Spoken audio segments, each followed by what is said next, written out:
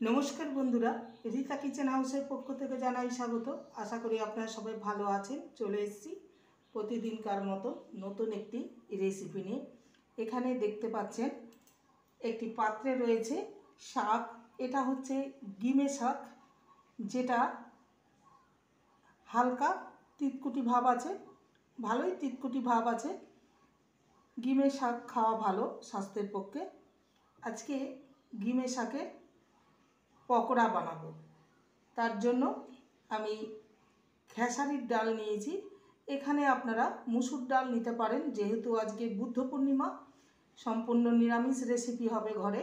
তার জন্য আমি এখানে খেসারির ডাল নিয়েছি।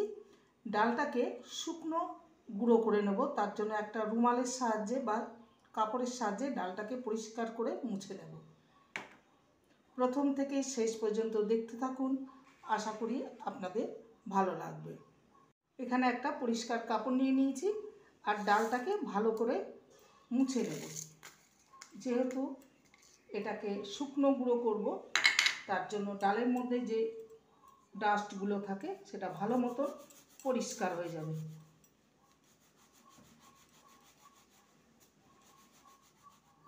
এবারে একটি পাত্রে ঢেলে নেব, দিয়ে মিক্সিতে গুঁড়ো করে নেব।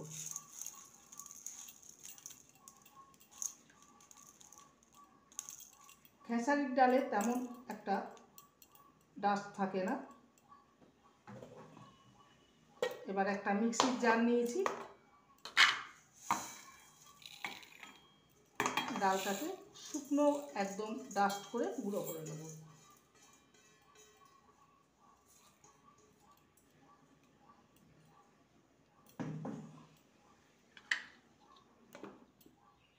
এবারে একটি পাত্র নিয়েছি, এর মধ্যে ডিমের শাকগুলোকে ঢেলে দেব।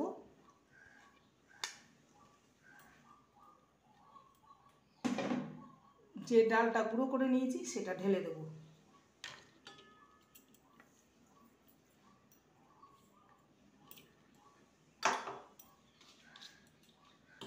আর দেব চালের গুঁড়ি 3 থেকে 4 চামচ। চালের গুঁড়ি দিলে মুচমুচে হবে। দেব কাঁচা লঙ্কা কুচি, ঝালটা আপনারা আপনাদের চয়েস মতন দেবেন। দেব স্বাদ অনুযায়ী লবণ, হলুদ গুঁড়ো হাফ টিস্পুন, লঙ্কার গুঁড়ো হাফ টিস্পুন। আর এতে কিছুই পড়বে না। এবারে জল দিয়ে মেখে নেব।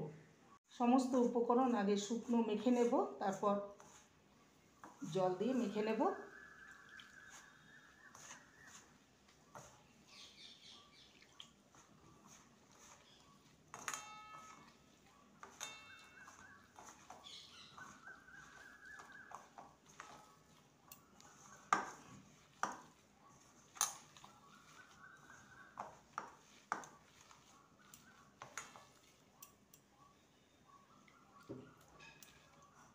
ব্যাটারটা রেডি হয়ে গেছে।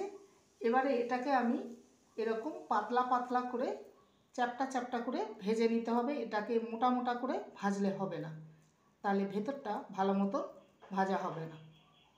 চলে যাব নেক্সট স্টেপের দিকে। তেলটা গরম হয়ে গেছে, এবার বড়ার আকারে তেলে ছেড়ে দেবো।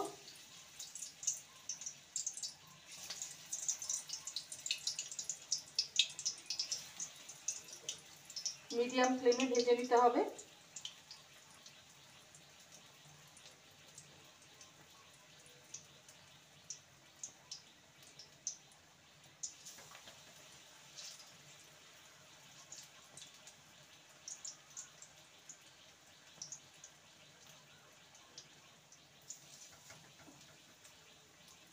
এক দিকটা ভাজা হয়ে গেলে অপর দিকটা উল্টে দেব। এবারে উল্টে দেব।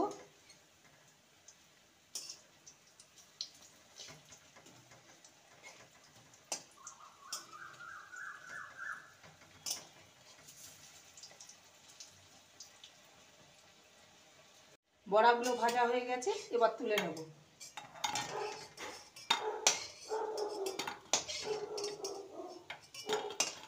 বাকিগুলো ঠিক একইভাবে ভেজে নেব। তৈরি হয়ে গেল আজকের রেসিপি গিমে শাকের পকোড়া। দেখতে পাচ্ছেন কতটা মুচমুচে হয়েছে। এটা আপনারা দুপুরবেলায় গরম ভাতে সঙ্গে পাশে যদি ডাল থাকে আর কথাই নেই, সমস্ত ভাত খাওয়া হয়ে যাবে। সন্ধেবেলায় স্ন্যাক্স হিসাবে চায়ের সাথে পরিবেশন করতে পারেন, আবার শুধু শুধুও খেতে পারেন। রেসিপিটি ভালো লাগলে প্লিজ লাইক করবেন, কমেন্ট করবেন, শেয়ার করবেন। চ্যানেলটিকে সাবস্ক্রাইব করার অনুরোধ রইল।